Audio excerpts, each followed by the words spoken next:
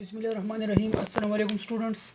Here I am going to discuss a little about the rate constant, which is denoted by K. And as you know, rate constant means when we discuss the relationship between rate of reaction and concentration. So to proportionality change to equality, we will put a constant K, which is called rate constant.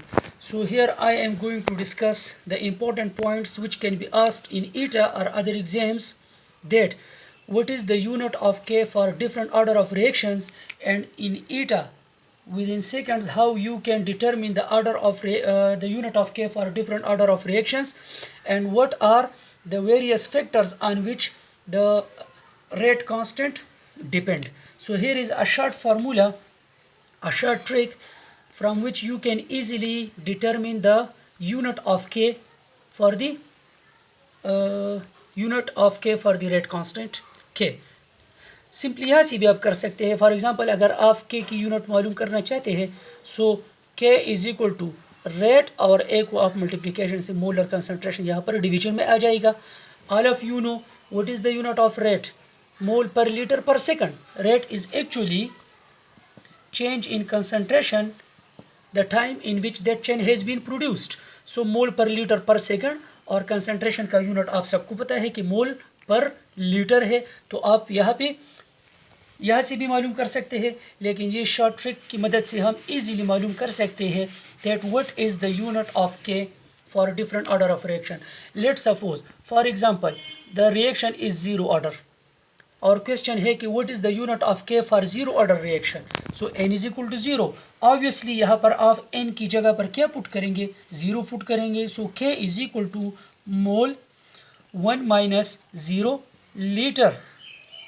क्या होगा यहाँ पे 0 minus 1 and then per second. So obviously k is equal to mole per liter per second.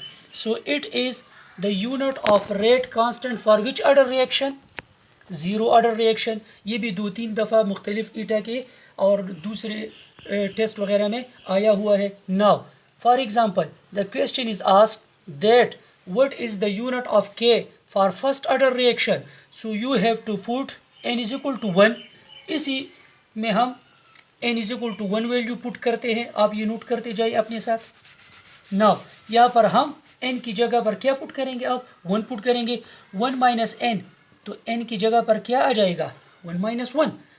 यहाँ पर n minus 1, तो क्या आ जाएगा 1 माइनस 1 आ जाएगा, क्योंकि फर्स्ट ऑर्डर है ना.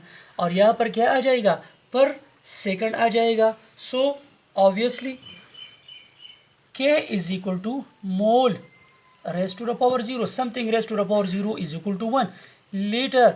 L is equal to 0, और यहाँ पर क्या आ जाएगा पर सेकंड आ जाएगा. तो ये तो इज इक्वल टू 1 पर सेकंड को 1 पर मल्टीप्लाई करेंगे. So k is equal to पर second. It means what is the unit of k for rate constant for first order reaction. So what is that पर सेकंड. ये zero order का जो मैंने अभी कहा है यहाँ पर, तो यहाँ पर रेट इज इक्वल टू के for which for dash order reaction. ये डिफरेंट ईटा टेस्ट में आया हुआ है कि for dash order reaction, zero order reaction में एज वी नो रेट का यूनिट भी क्या है मोल पर लीटर पर सेकंड है, और यहाँ पर के की वैल्यू भी क्या आई है मोल per litre per second. So for zero order reaction the unit of K and the unit of rate of reaction is actually same. ठीक है. नाउ अगर हम मालूम करना चाहे अभी what is the unit of K for second order reaction, तो यहाँ पर हम n is equal to second order reaction, n is equal to 2. So k is equal to mole, यहाँ पर हम क्या लेंगे 1 माइनस 2, n की जगह 2, l n माइनस 1, तो क्या आ जाएगा 2 minus 1 and per second. So k is equal to mole 1 minus 2 के बाद क्या आ जाएगा माइनस 1 पर मोल. यहाँ पर 2 minus 1 litre 1 and per second. So obviously हम इस तरह भी लिख सकते हैं कि लीटर को पहले लिख ले, litre per mole and per second. It is the unit of K for which order reaction, for second order reaction. अगर इसी तरह हम थर्ड ऑर्डर रिएक्शन के लिए यूनिट ऑफ के मालूम करना चाहें तो सिंपली इसी फार्मूले में हम K is equal to mole 1 minus 3 litre 3 minus 1 and per second, so obviously 3 minus 1 litre square आ जाएगा, यहाँ पर मोल माइनस 2 यहाँ पर आ जाएगा 1 minus 3 and per second. So it is the unit of K for which order reaction?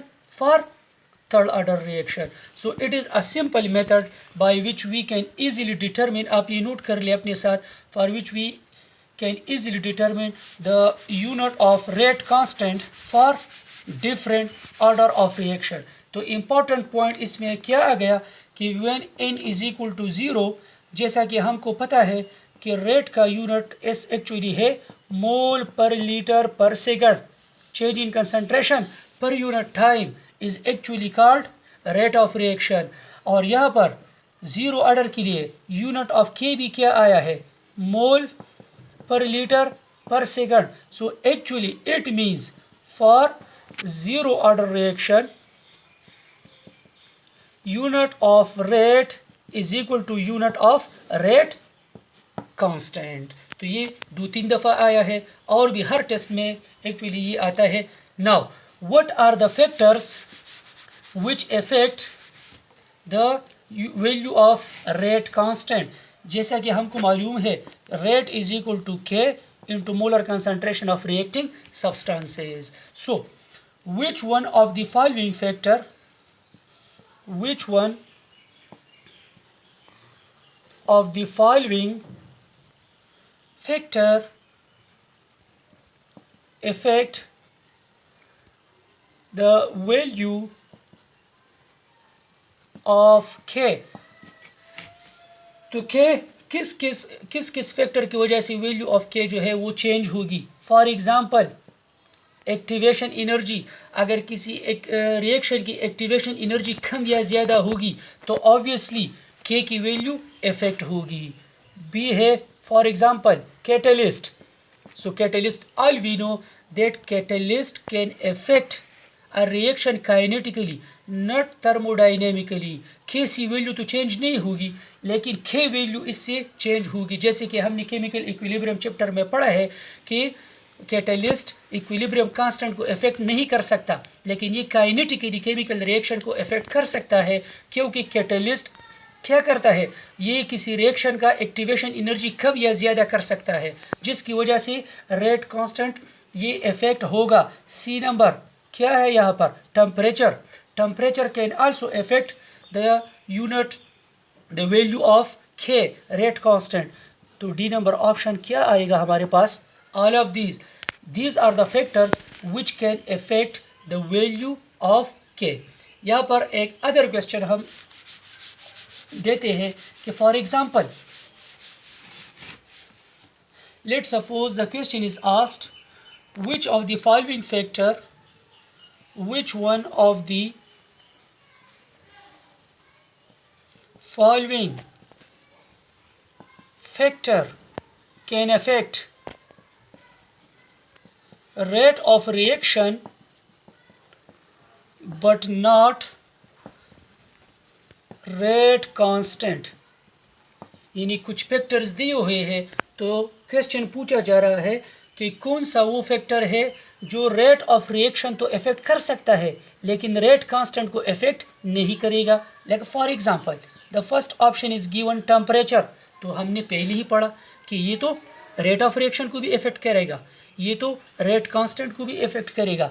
दूसरा अभी हमने पढ़ा कैटलिस्ट। कैटलिस्ट तो रेट ऑफ रिएक्शन को भी इफेक्ट करता है और ये kinetics of reaction, it means rate of reaction जब इफेक्ट करेगा तो ऑब्वियसली इससे के की वैल्यू भी इफेक्ट होगी। C number option is concentration and D number option is none of this. मतलब कि टेम्परेचर तो रेट ऑफ रिएक्शन और रेट कांस्टेंट दोनों को इफेक्ट करेगा, कैटलिस्ट रेट कांस्टेंट और रेट ऑफ रिएक्शन दोनों को इफेक्ट करेगा। कंसंट्रेशन एक ऐसा फैक्टर है कि ये रेट ऑफ रिएक्शन को तो इफेक्ट करेगा, हमें मालूम है rate is directly proportional to concentration. but here rate concentration cannot affect the value of rate constant. Students पूछते हैं कि सर ये कैसे? तो फॉर एग्जांपल यहाँ पर आप देख लें, फॉर एग्जांपल वीडियो थोड़ी सी लंबी हो गई लेकिन ये पॉइंट्स इंपॉर्टेंट है. For example rate is equal to K and concentration. अगर हम कंसंट्रेशन की वैल्यू मालूम करना चाहें, K is equal to rate of reaction divide by molar concentration. तो अगर हम जब कंसंट्रेशन चेंज करेंगे तो कंसंट्रेशन के साथ साथ उसी रफ्तार से रेट भी चेंज होगा. तो ऊपर और नीचे दोनों इफेक्ट क्या होंगे? सेम होंगे, एक दूसरे को कंपेंसेट करेंगे. तो वैल्यू ऑफ के क्या होगी? कांस्टेंट होगी. It mean concentration is a factor which can change the rate of reaction but concentration cannot change the value of K. ये रेट कांस्टेंट को इफेक्ट नहीं करेगा, क्योंकि अगर हम फॉर एग्जांपल 20 को 10 पर डिवाइड करेंगे तो जवाब क्या आएगा? 2 आएगा. अगर ऊपर हम 10 लगाए और नीचे हम 5 लगाए, 10 को 5 पर डिवाइड करेंगे तब भी जवाब क्या आएगा? 2 ही आएगा. तो अगर हम कंसंट्रेशन को कम ज़्यादा करते हैं तो उसी के मुताबिक रेट ऑफ रिएक्शन भी कम या ज़्यादा होगा.